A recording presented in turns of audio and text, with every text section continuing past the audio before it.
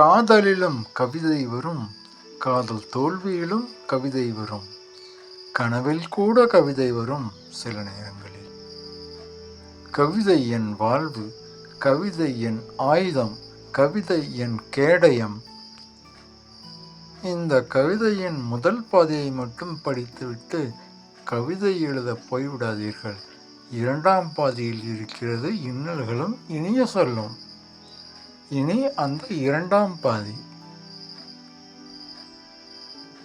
கன்னியர்கள் காளையர்களை மயக்குகிறார்கள், மனைவிகள் மணவாளன்கள் மீது காதலை அள்ளி வீசுகிறார்கள்.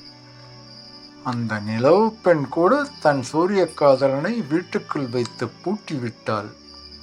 ஆனால் இந்த வீணாய் போன ஆண்கள் மட்டும் இன்னும் கவிதை எழுதி கொண்டே இருக்கிறார்கள். இந்த வீணாய் போன ஆண்கள் மட்டும் இன்னும் கவிதை எழுதி கொண்டே இருக்கிறார்கள்.